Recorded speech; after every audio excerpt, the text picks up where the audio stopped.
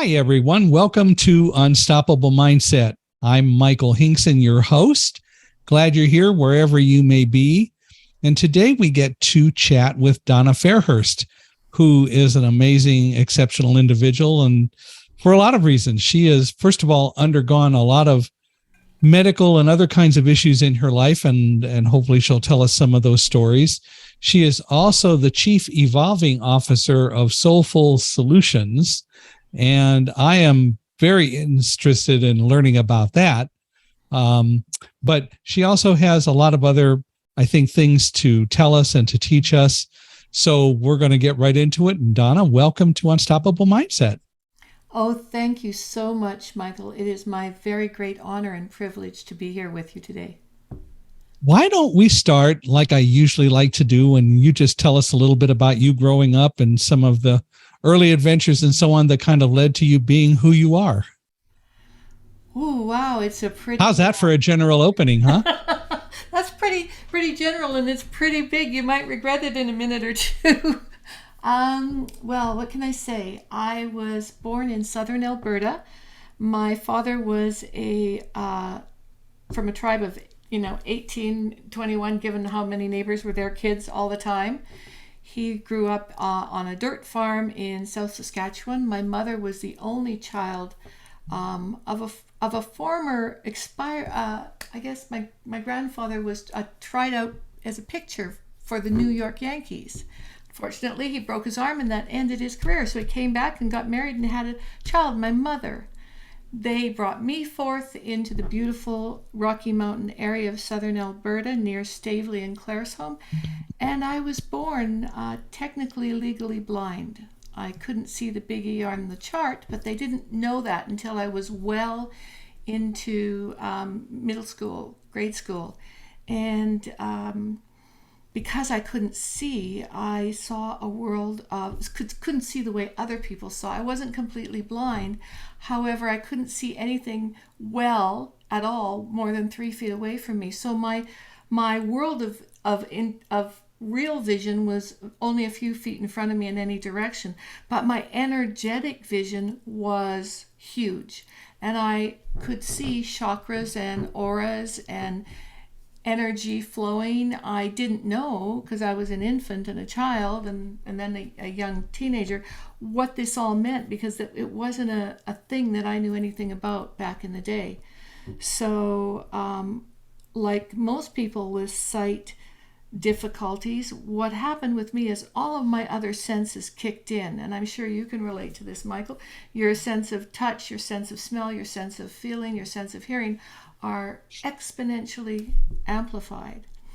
And so nobody realized, because I was operating with what I call whole brain heart resonance, that I was in as much difficulty as I was. And then I contracted polio very young, at the age of 1. I was sent to, when I was able to get out of the hospital, fortunately, I wasn't paralyzed. What was grossly affected were my fine motor skills and my gross motor skills. So I could stand, but I couldn't walk or run. I could sit up straight, but I would fall over. To this day, when I get tired, I sound like I'm a drunk because I slur all my words because my tongue just doesn't want to work properly. So what year was that? 1952. It was the epidemic of 1952. Yeah. It was a polio epidemic that swept across. I know we're giving away your age, but that's okay. Yes. No, I just turned a glorious 71. You know what? Other than the few health issues that go along, I'm loving being, golden, not olden. There you are. Yeah. So I went through polio. I went through blindness. I eventually had surgery and glasses and had the first hard contact lens implant in our province. I don't know if it was in Canada, but certainly in Alberta. And so then I could see, and my whole world changed, because now I saw so differently that it kind of threw me into a tailspin, because I was used to living in a world of color and spirit and angels, and now I was in a world of seeing everything for what it was. that I didn't know before, and I kind of shut down. And because I had spent so much time with spirit in the spiritual realm, my parents were not comfortable with that at all. They both came from diverse religious backgrounds, and they had very strong religious beliefs. And so when I started talking to spirit and angels and, dead people that were hanging around, they weren't very happy with it. They thought I was a little bit crazy, and perhaps, they didn't have words like bipolar and that back then to describe anything, but they took me to a psychiatrist to have me evaluated to see if I was sane, and I was very sane and very high functioning, and they learned to live with it. Then my grandfather came to visit right after he passed away and told me all of the circumstances of his passing, which I was able to relay verbatim to my parents. My father then subsequently got a phone call and asked all the questions pertaining to that, and everything I told him was true. So my dad and I had a really heartfelt, heart-to-heart talk about, what I was seeing and feeling and being. And Dad finally, got it through his head that this wasn't the work of the devil. It was actually the work of God and angels working through everything that is to deliver messages to me that were pertinent to what we were doing in our life right then. Because of that experience, I really shut it down for most of my life. And during that part of my life, I went through 2 divorces and multiple bouts of surgery and cancer scares, and eventually met and married my husband now, Frank, who was like, I don't know, the genie pulling the stopper out of the bottle. He just saw me for who I was and what I was, and he'd heard rumors about me and from people that I could see things and that. So he asked me about it, and he said, "What do you want to do?" And I said, "I want to come into your shop and learn how to be a machinist and a millwright." So at the age of 54, I still stayed in the closet, but I learned, went from an executive career to working in a manufacturing environment, making widgets and working with steel and iron and plastic and all kinds of wonderful things. And then I had an experience where I nearly lost my hand. And I was so brought back to earth really fast because it brought back all the memories of other near-death experiences that I had and other angelic experiences that I had. And I told my husband about this, and he said, "What are you doing? When are you going to just be you and come out of the closet and do what you were here to do, which is tell people there is a God, there are angels, there is a life, there is spirit, they're communicating with you all the time. You just need to let them in." And so here I am. Good for Frank. Yes. Isn't he amazing? Yeah.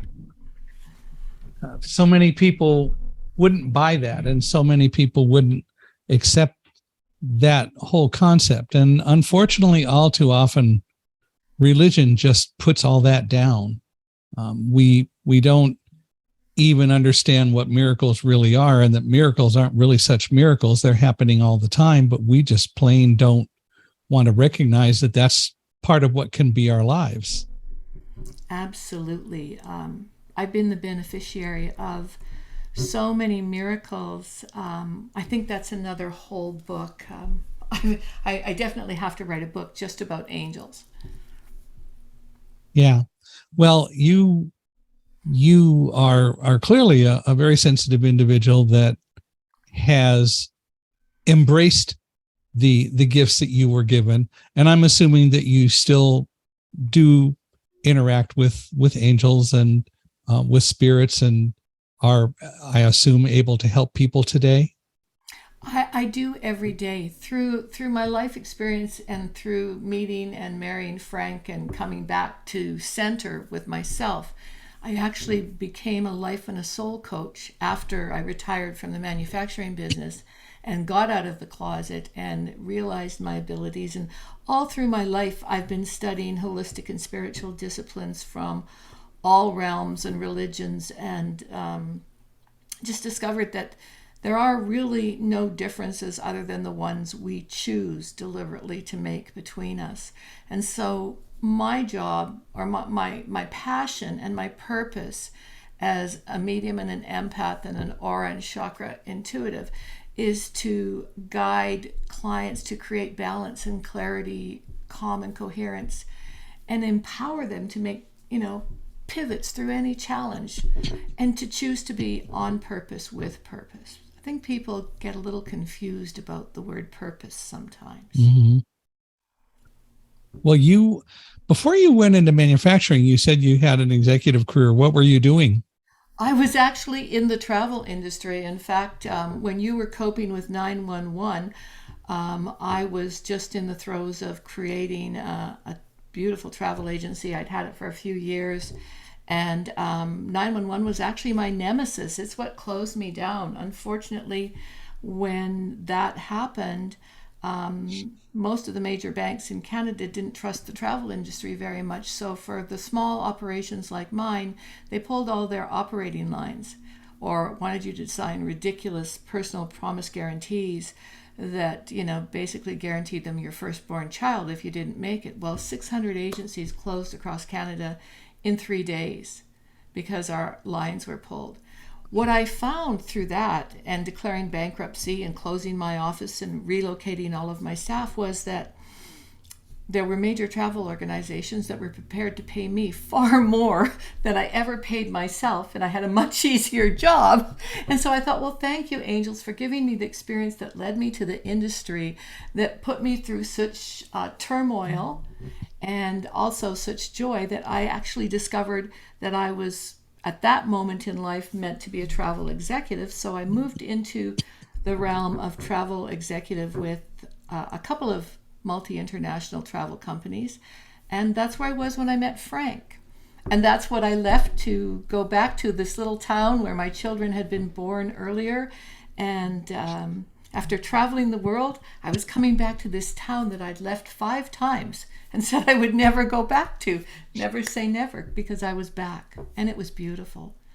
And that led me to Frank. Frank led me to me. And that brought me to here. And here is where I am. And here we are. Here we are. Why did the banks decide to hate the travel industry so much? I don't know. There was such turmoil when the borders closed, and I think kind of now it was like it was a bigger thing and a much different thing. But the border operations and that are kind of gave us a little prequel to the pandemic chaos that we went through with cross-border travel and international travel when the pandemic hit. So when 911 happened and there were all of the unknowns around what was happening, who was doing it, where everything was going, we have a very tight travel regulation body in Canada, and they just decided along with the banks that if you didn't have X amount of money in the bank, you had to have extra guarantees. And I was a profitable and really great little agency until it happened. And then I felt cornered by the bank, because they were literally demanding something from me that if I didn't sign a promissory note, like a personal guarantee, that I would be responsible for whatever happened in the business. And I already was. And I guess I wasn't too much of a business savvy person, but I felt kind of in my heart that I'd had this great business and I was doing great business, and I'd never, done anything negative in my business, that they should trust me as much as I trusted them with my money. And when they didn't,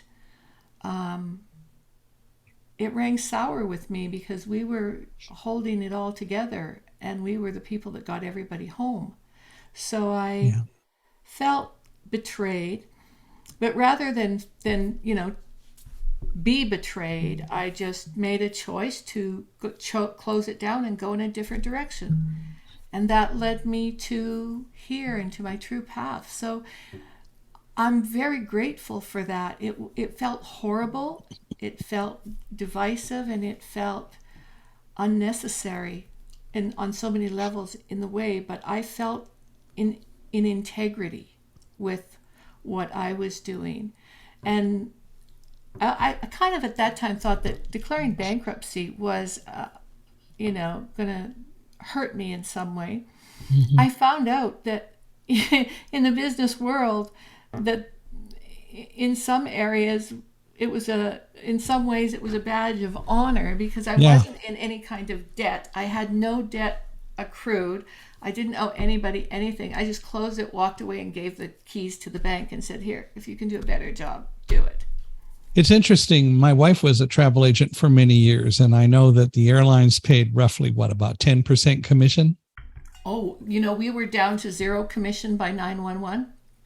In Canada, we got zero commission. We only got what we got from the cruise lines were pretty good, and some of the large tour operators were pretty good, but the airlines, we got zip. The airlines, as much as they talked about supporting the travel agency industry in the 1980s, when my wife was there, we saw the writing on the wall.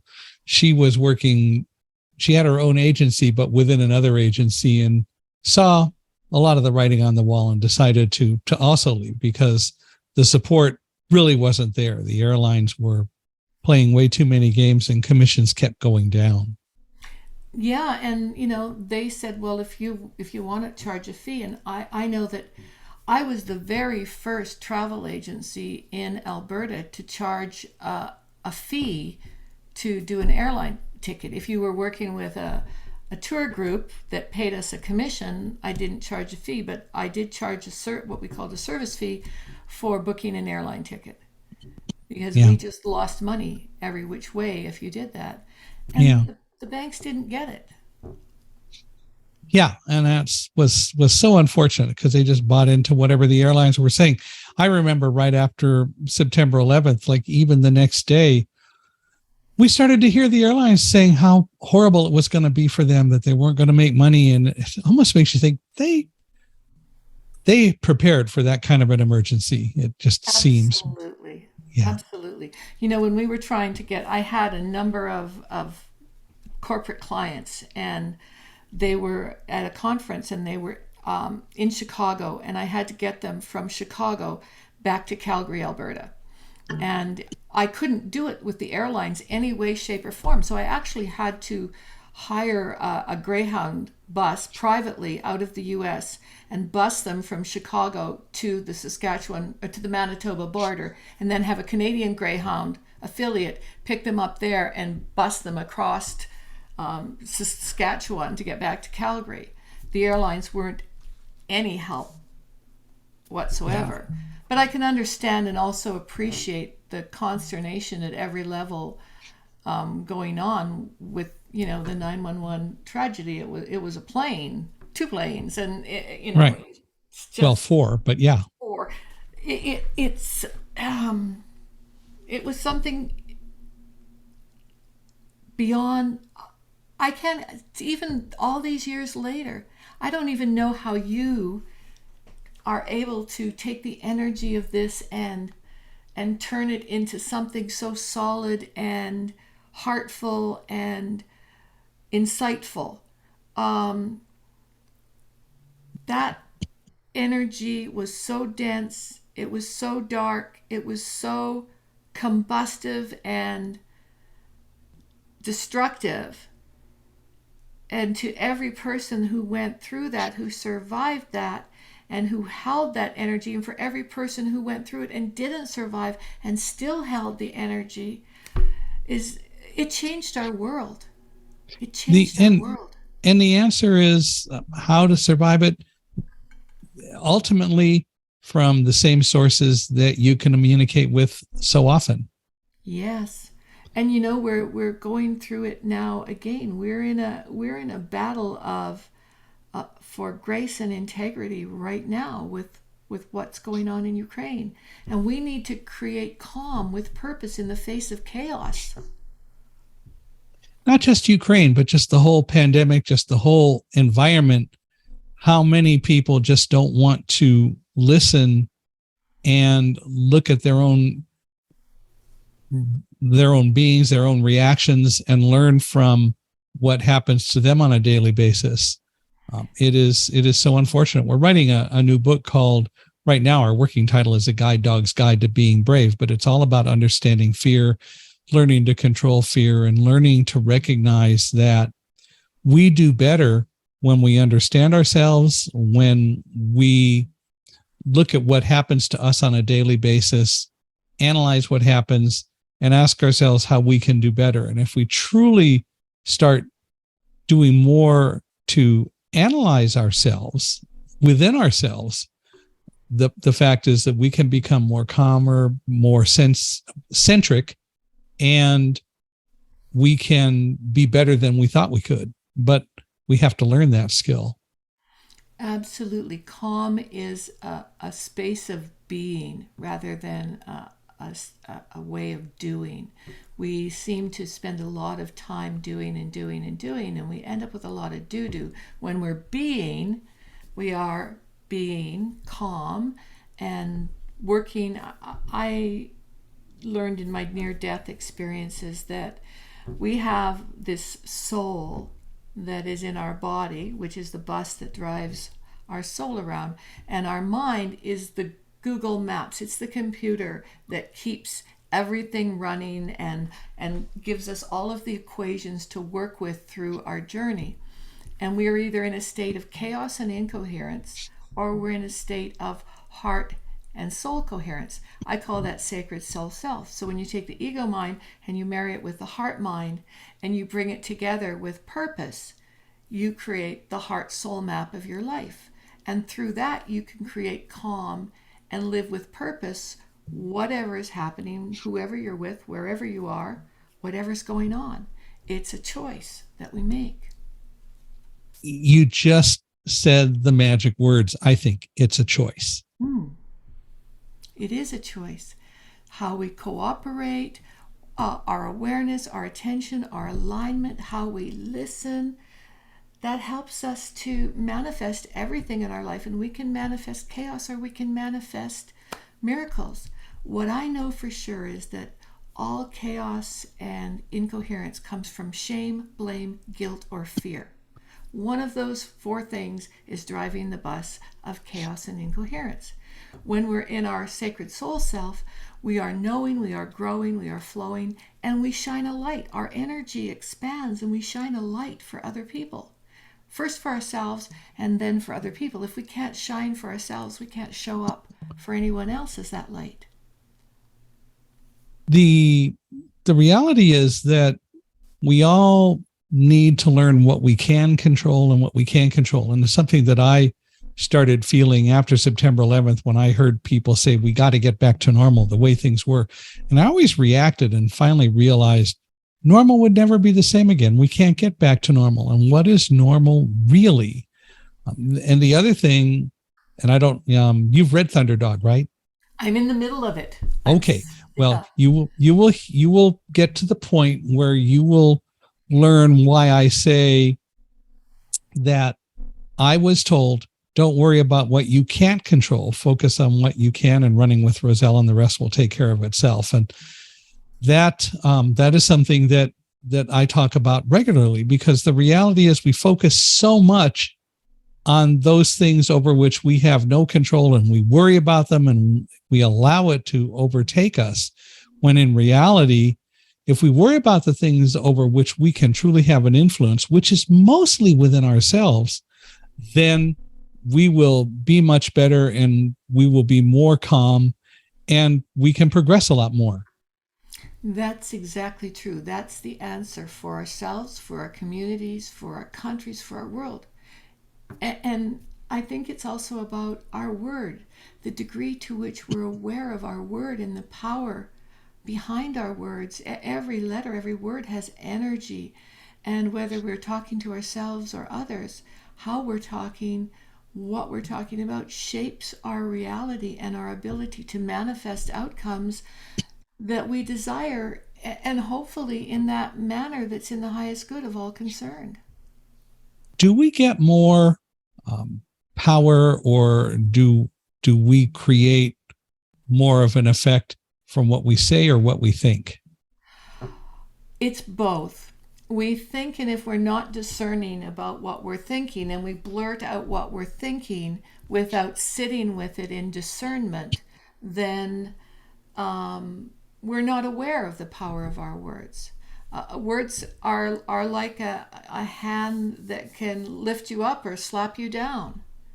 And so I think your word is everything, the tone and the energy that you put behind it. And there's a lot to be learned from silence. I think that's a good reason why a lot of the religious disciples of the world spend a lot of time in silence, listening to their heart and listening to their soul, so that they could see beyond and feel beyond words.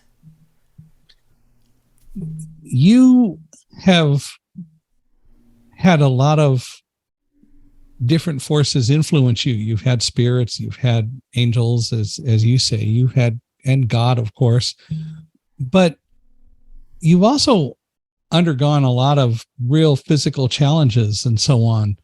Did it ever come a time when you thought about just packing it all in because you were suffering so much? I found that in my life I was pretty able to handle all of the physical challenges that I was blessed with, and I call them a blessing because each and every one, although it was painful and sometimes excruciating at the time, both mentally, physically, emotionally, and spiritually, all led me to a deeper awareness, a deeper soul self-center, and also the ability to know that, you can feel broken and you can still choose to rise.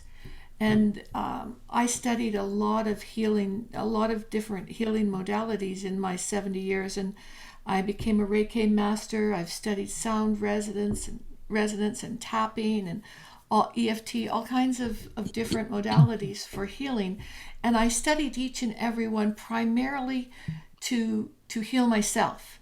And then as I realized what the power behind those energies were, I started to work a little bit with them in my family, with my pets, with my precious dogs. And I found that how powerful they were. And when I spoke with Spirit and I asked them, they just said, do unto others as you would have done unto you. And that pertains to healing as well. And so I make it a practice right now, as we're sitting here talking, you're receiving healing Reiki for in whatever area of energy you need healing. If you're not open to accepting it, it's just going to go to the next willing vessel. And that's the beauty of prayer, and the beauty of affirmation is praying and affirming what we know and want to be true, or what we know and want to manifest through integrity. When we operate with that intention, we can create miracles because we move energy to create the space for that to happen. When we just intellectualize it and think about it, we're not doing anything that shows the powers that be that we're taking a step forward. We still have to take action from our thoughts. Interesting question. What is prayer really?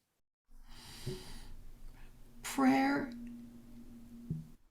is like a letter to God. Prayer is a way of affirming our connection to ourself and to spirit, and that we know ourselves to be connected. In my world, everybody, every single soul, every animal, every fish, every blade of grass is a thread in the blanket of infinite unity. And every thread is necessary for the blanket to exist. So good, bad, and indifferent, we're all in this world together for a reason. And the degree to which we bring our love and grace and power and integrity to the field is the degree that we'll get it back. One of the things that I learned first in my near-death experience is on the other side, all there is love. There is no judgment. Hell as we know it is a human construction. If you believe that you're going to hell because you've been a bad or a cruel person, you're going to go to hell. If you believe that you have had a lack of integrity, you're going to experience something that has you feel like that. But I promise you, with all of my heart and soul, that when you cross over to the other side, all there is unending, never-ending, all-giving love. My father and I, when I was, maybe 10 or 11, for a few weeks went to services of a church called Science of the Mind. Are you familiar with it? Yes, I am. Yeah. And the first time we went, I heard something that has always stuck with me, and that was that the person preaching that day talked about mistakes. And he said, it's not a mistake when you did it if you weren't intentionally trying to do something improper. It only became a mistake later when you discovered that what you did wasn't what you should have done. And then the question really is, what do you learn from it? And I always thought that was interesting, because mistakes and things that we do, if we weren't intentionally trying to do something bad or something that goes against what makes sense to do or what we understood, if we weren't intentionally doing it, then it doesn't need to be a mistake that necessarily stays with us if we learn. Well, if you expand that on a larger scale, let's say you're driving down the road, you're doing all of the right things, you're in your lane, you're going the right speed limit, and somebody blows through the intersection, you smash in, and you survive, but that other soul died. Right. Now, one can say, well, the accident was his fault and he deserved to die. One can say that you were saved because you were doing all the right things. But the fact is, we're all saved. Energy is energy. God is God, and we're all Godding through God, and God is Godding in us. And so there is no separation. Right. So, I get a lot of blowback on that, because when I crossed the first time and I was not happy to be there, and I said, look, I'm a young mother with little children, I have babies, I have to go back, I can't be here, this is all a mistake. And I was told there that I was kind of like in my heart's eye, I was giving all the reasons why I should be there. And this really, really gentle presence voice just held me and said, be calm, be aware, be calm. It's your choice. And instantly I was back in my body. The second time, years later, when it happened again through another circumstance, this time I was ready and I asked questions. Like, I asked a lot of questions. And I was met with so many beautiful soul lights. I can't even describe it. It was like a bunch of Christmas tree lights that were glowing, just glowing. Like, everything glowed. And the answer was that judgment is a human construction, necessary for us to progress and learn. And judgment, even the word judgment, is a construction. And that if we live with integrity from our hearts and do no harm and act with love, then that is what we create. Now, that doesn't mean there's not going to be tornadoes or floods or fires. Lord knows we've been on a fire evacuation alert more times in the last 5 years than I could imagine someone being in their life. And yet, that taught us emergency preparedness. It taught us to take care of our neighbors. It taught us to have a plan B.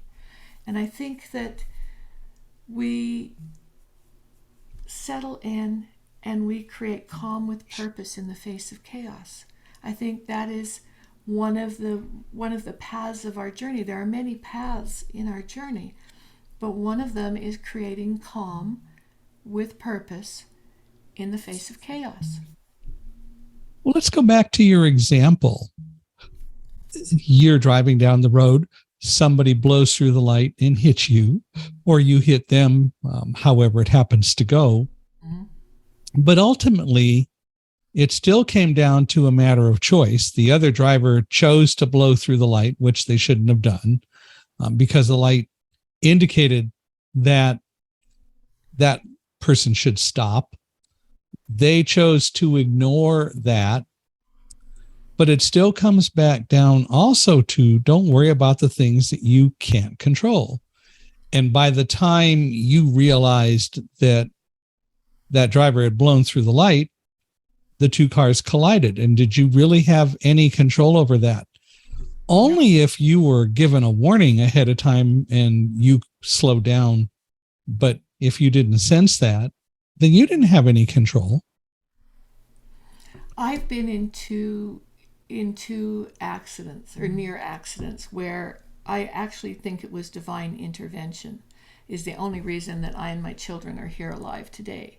One, I was traveling in a vehicle on a 4-lane highway, and there was traffic, chock-a-block. It was rush hour traffic going out of the city, and I had my 2 children and my 2 godchildren in the car with me. My goddaughter was sitting in the seat beside me, and the other 3 children were in the back. And this car came roaring up beside me and went to change lanes. She hadn't checked. She wasn't looking. She was just going hell-bent for leather down the road. She started to change lanes. There was no way for me to go. I was literally sandwiched in between vehicles and no space in the lanes to react. And I remember my goddaughter looking at me, and we connected eyes. And I said, "It's going to be okay." And I didn't know that. I just said that. Mm-hmm. And the next thing I knew, our vehicle was literally moved in this small gap between the vehicles. Now, I have no conscious memory of moving the wheel or doing anything because it was seconds of reaction. And yet, in that moment, through the intention of saying it's going to be okay, it was okay. Mm-hmm. Now, I can't explain that. There is no rational, mental way to explain that. I just know that the children saw it happen, and the other vehicles around us saw it happen, and I moved over and pulled over onto the side of the road, and another car stopped behind me and said, "Are you okay? Your car just went in the air and moved." I can't explain that. Mm-hmm. I lived in Grand Prairie for a period of time, and there was a tornado there, and I saw the tornado come down the road. And before I ran for cover, I saw a car picked up and literally lifted 60 feet in the air and turned 360 degrees, probably 3 or 4 times, and then dropped down on the ground. And I was just praying so hard and running to the stairwell at the same time. And when we ran out on the street after, that car had blown its tires, but the mother, the woman, and the little boy in the car were perfectly fine. Was that an act of God or an act of scientific dynamics? How do you tell the difference? I was just going to say, does it matter? It doesn't. It only matters that they, in that moment, it was not their time. And I think that's what I learned, Michael. When it's your time, it's your time. And somehow the vehicle that you pass over with, or that you transition with, is also a choice that you make at the soul level. Because one of the things I was also advised was that we choose our parents, we choose our plan, and everything that happens to us in our life is as a result of our choice. But a lot of those choices come from a plan that we've made, and it's like having an outline, and you have an outline of the book that you're writing, and then you fill in all the blanks with your choices. Well, we come in with an outline. and we come in with a soul family, and we reconnect with people. Somewhere, sometime in a previous life, you and I met before, and we agreed that at this time, in this lifetime, we would show up here together to share. A lot of people will probably say this is all balderdash and so on, and you're just saying a whole lot of nonsense. How do you respond to that, or how do we respond to that? Calmly. We have clarity around who we are. We communicate what we know to be true, not what our belief systems are, but what we know to be true from our own experience. That's a choice. We do it to create cooperation. And when we have clarity, we communicate with integrity, we choose wisely, and we cooperate. We create coherence. When we create coherence, then we can become aware. We can pay attention to what's really going on. We can create alignment. And from that awareness, attention, and alignment, we can take action. We also have to listen. We need to lean in. We need to learn. We have to live a little larger. And we have to be meaningful. And I mean that in meaningful. It has to have meaning, and it has to have intention. And then we have to be mindful. And we have to take the meaning and the mind, and we have to bring the mind and the heart together and create that common coherence. And it's not a have to. We don't have to do anything. That's a misword on my part. It's a choice. Everything that we do and say is a choice. And we can react or we can respond. And it all comes back down again to choice. You're absolutely right. And there isn't even an appropriate thing to say about one way is the only way to go. Everyone has choices to make, and we all can make those choices best if we truly listen and search ourselves for guidance as to what we should be doing.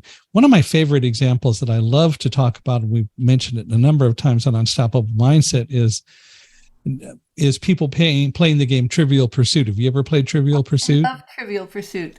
All right. So there you go. Somebody asks the question of you, and immediately you think, I got the answer. And then you think about it and you second guess yourself and you guess a different answer. But it turns out every single time I've ever experienced it, that the answer that I originally thought of was the right answer. Yes. And the learning experience there is to listen to what you're hearing right from the outset. But so many of us don't do that. And we hear so many stories about, I really thought that was the right answer, but then I changed my mind and went with something else. Or I was really going to make this decision, but I thought about it and went, no, I'm going to make this decision. And the first decision was really the right decision. Absolutely. That's one of the things that I think I'm becoming very, very adept at is listening to my heart and listening to that intuition. When I do it, my mantra is know, grow, flow, and glow. And when I listen to my heart and I follow my intuition, regardless of what else is being said around me, then I'm knowing, I'm growing, I'm flowing, and I'm glowing.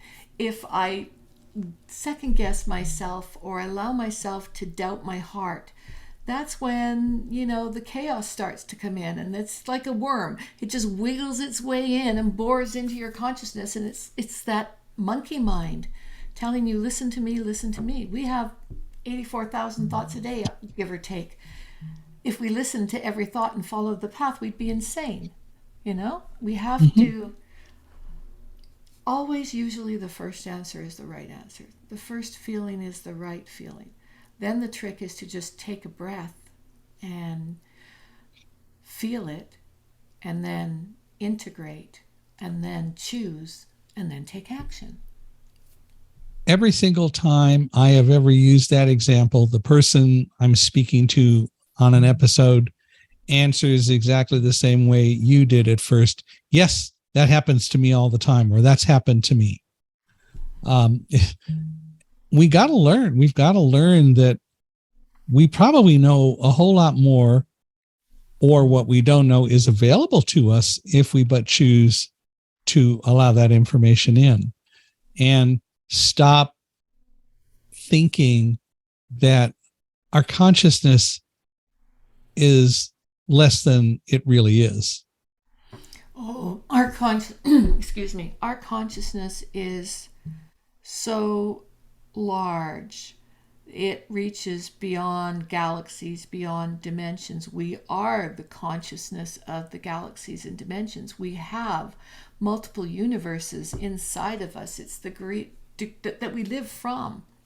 And it's the degree to which we recognize and acknowledge that we are the powerful beings that we are, and that we lead with integrity and truth from that power, is the degree to which we create our realities.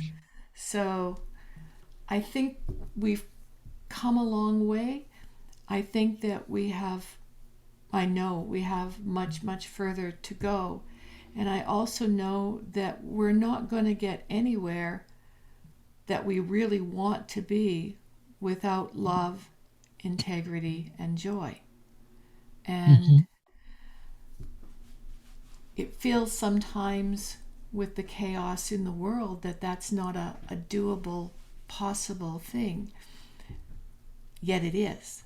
It is if each one of us just makes one choice in alignment with that. And the next person and the next person, and then rather than having tsunamis and tornadoes that are driven by environmental lack of awareness, just taking one step. Or you want to save the environment, have one less plastic bottle. However, do we need some plastics in our life? Yeah, they were developed for a purpose and they have a place. But let's use it and do it with integrity, and then have a recycling system that we do regenerate. We're always going to need something to move us, to get us around, but that's going to evolve as we evolve. Nobody, if you'd have told Mr. Ford, 150 years ago that we'd have electronic cars today, he wouldn't have believed it, right? Or solar panels.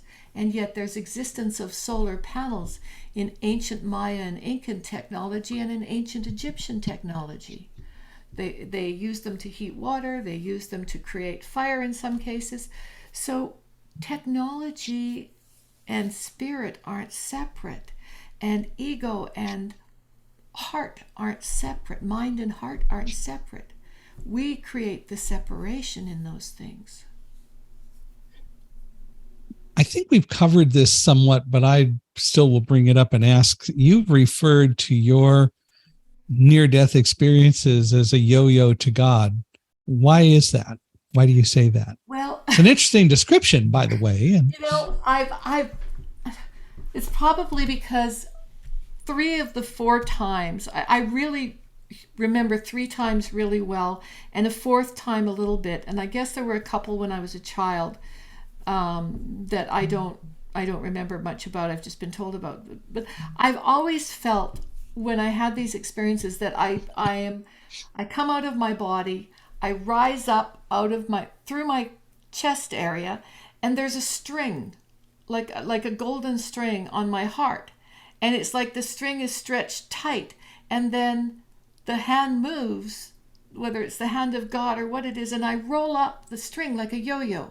If you picture a yo-yo going up and down the string, I come up and down to God like that yo-yo. And it happened so often that I'm actually writing a book right now called Yo-Yo to God, You're Not Alone. So I've always imagined that I just have this, I am this ball of energy when I cross the soul, and it's on this beautiful golden string to God, and it just rolls back up. And if it's not my time, I roll back down. Or you make the choice to let it not be your time yet, and that goes on. How do we teach other people to adopt or have the skills that you have and that we're talking about today? Well, for me, it all comes back to the principle of calm and grace. We create chaos or incoherence when we get stuck in our ego mind map. And when we get stuck, it's always because we're evaluating something, someone, ourselves, others, a situation. We're creating judgment. And when we create judgment, we create more problems. And when we create problems, we're up in our ego. And when we're up in our ego, we compromise ourselves. And the cycle repeats. And that's where the shame, blame, guilt, and fear come in. When we're in our heart and our soul map, we're creating calm and coherence. We're finding value in ourself and others in the situation. Even in the worst situation in the world, there is value to be found. And even when you're not feeling it, if you can just look for it in yourself and others in the situation, you can move to a place of non-judgment. And when you move to non-judgment, that's where you create soul full, Full solutions. It fills your heart. It's heart-based. When you're in that heart-based space, you can create cooperation. When you create cooperation, you create calm and coherence, and then you manifest. When you're in the ego map alone, you're in management.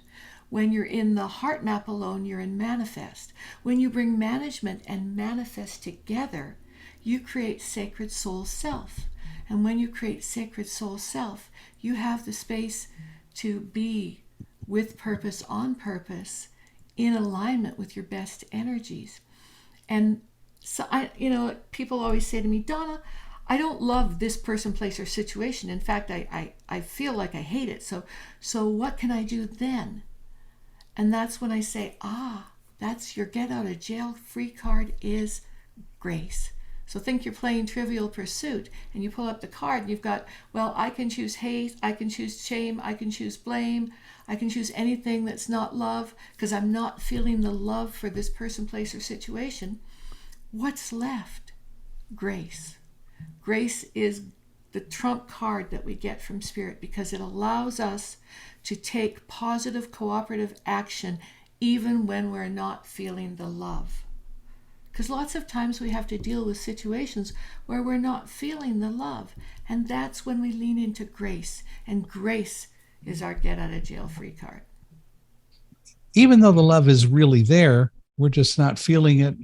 And maybe it's because we've closed ourselves off to it, but it's still there. Yes.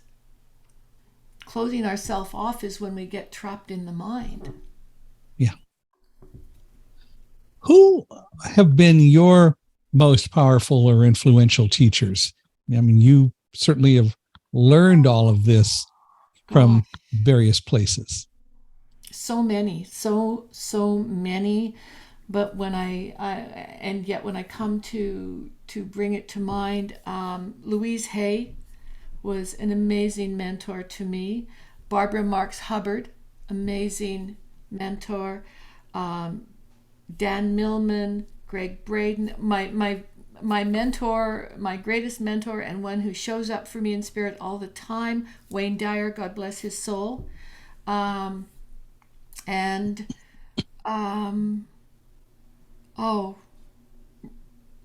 now I'm really loving Bruce Lipton and Joe Dispenza because they're bringing mind and science and heart together and creating great healing with it. I guess I call my three amigos Greg Braden, Bruce Lipton, and Joe Dispenza. And my person that ties all the energy in for me is Dan Millman. I really love the way he's worked with Pythagorean math and quantum physics. And I love now that science is proving what Spirit always knew. That we're energy and that we exist on a plane of energy that we can't see, but we are. And to me, everybody is just this beautiful ball of light and color and expression. And it's finding the light in everyone. What are your favorite books that you've read or that you would recommend to people? Conversations with God by Neil Donald Walsh, the whole series. I think there's 5 books now. The Isaiah Effect made me really sit and think. Sophie Burnham, The Ecstatic Journey. Oh my gosh, so many. So many, yeah. I'm a very, my husband always says to me, Donna, you've got to get rid of some books. Every time we move, we're carrying 4,000. He said, when I met you, we only had 2,000 pounds of books. Now you got about 6,000 pounds of books. Well, tell him that means we shouldn't move. That's right. That's right. And because I have so many books, I've had to be very creative because I've moved 50 times in my 71 years. Well, you beat me. I haven't moved that many times, but we've moved and have a lot. Have you ever read the series, The Life and Teachings of the Masters of the Far East? No, I haven't. By Baird Spalding. I'm going to write that down. Life and Teachings of the Masters of the Far East by Baird T. Spalding. Because a lot of what you're saying is written in those books. And the books are a series that describe an expedition. Actually, I guess it's one expedition, but it's the third in a series that a group of people did to India because they had heard of a group of people in India in the late 1800s called the Masters because they did a lot of the works that Jesus did and so on. Mm-hmm. And so the government funded an expedition to investigate that. And the first 3 books really are the discussion of the expedition and what they learned. And then the last 3 are more Spalding's writing down of the teachings and so on. But they're a fascinating series and well worth the read. I will definitely do that. I'm always looking for a new and beautiful read, and I tend to carry my favorites, right? I have my prominent bookshelf, and then I have my other bookshelf, and then I have the other bookshelf, and then I have the boxes of books. And Frank will probably never want to talk to me because I just added weight to your book collection. He'll suggest I get the audio version. He's really keen on audio versions. I'm not sure. Well, I haven't looked for the audio version. I got them in an audio format from an organization called Recording for the Blind and Dyslexic, which is now called Learning Ally. So they're recorded specifically under regulations from the Library of Congress for people who have so-called print disabilities, but they may be available in other ways. They were published starting in around 1930. The company that published them was Divorce Press. And they're still around in print in various places, and they may very well be available in audio format. I've never looked. Well, if they aren't, it's time for somebody to do it. Well, there you go. But in the meanwhile, Frank can just put up with a little bit more weight.